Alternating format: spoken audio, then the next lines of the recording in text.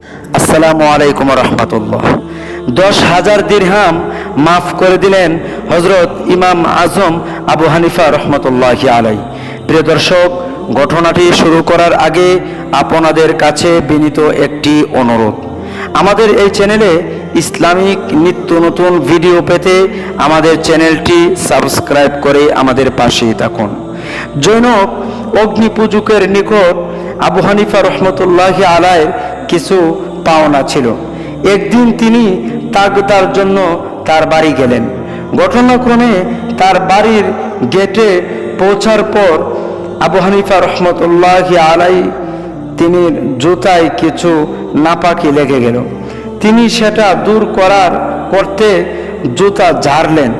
এতে কিছু নাপাকি ছিটকে গিয়ে সেই লোকের ঘরের দেওয়ালে লাগলো। এই অবস্থা দেখে ইমাম আজম চিন্তিত হয়ে পড়লেন এবং ভাবলেন, ময়লাটা যদি এভাবে থাকে তাহলে দেওয়ালটা বিশ্রী দেখাবে, আর যদি সেটাকে গুছিয়ে ফেলে দেওয়া হয় তাহলে দেওয়ালের কিছু মাটিও ময়লার সাথে খসে পড়বে, এতে মালিকের ক্ষতি হবে।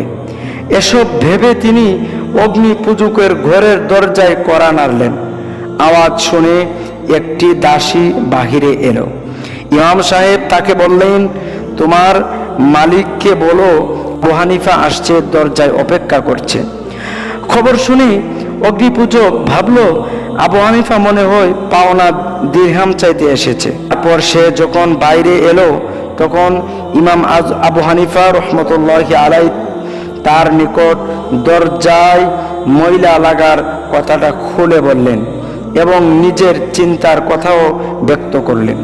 অগ্নিপূজক ইমাম সাহেবের এ ধরনের ক্ষুধা ভীরুতা, পরহেজগারি ও সতর্কতা দেখে বড়ই মুগ্ধ হলো এবং সে ইসলাম গ্রহণ করে ধন্য হলো।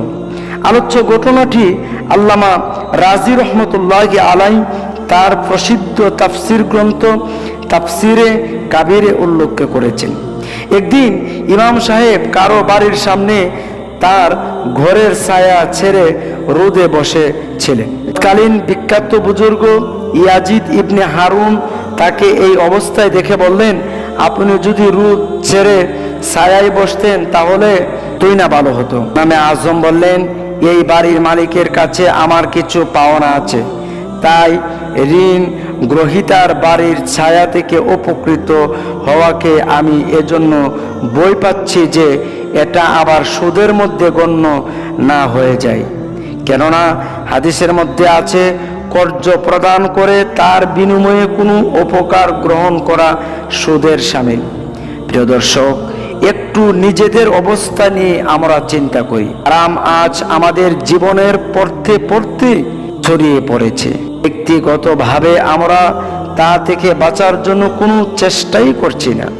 আল্লাহ পাকের দরবারে আমরা কি নিয়ে হাজির হব?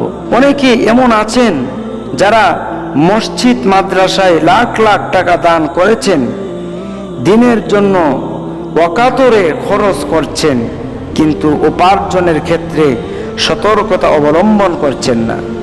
এতে তার আয় রোজগার হারাম হয়ে যাচ্ছে। তারপর সেই হারাম পয়সা মসজিদ মাদ্রাসা আর দ্বীনের জন্য ব্যয় করে খুশিতে গদগদ হওয়ার কিছু নেই। কেননা সেখানে সওয়াব তো হচ্ছেই না, বরং হারাম পয়সা দান করার জন্য উল্টে গুনাহগার হতে হচ্ছে। আল্লাহ রাব্বুল আলামিন আমাদেরকে সৎভাবে চলার তৌফিক দান করুন। প্রিয় দর্শক, আমরা আজ নিজেরা কোথায় গিয়ে দাঁড়িয়েছি? আজ আমরা ক্ষমতার লোভে বা দুনিয়ার লোভে পড়ে আজ আমরা কোথায় গিয়ে দাঁড়িয়েছি?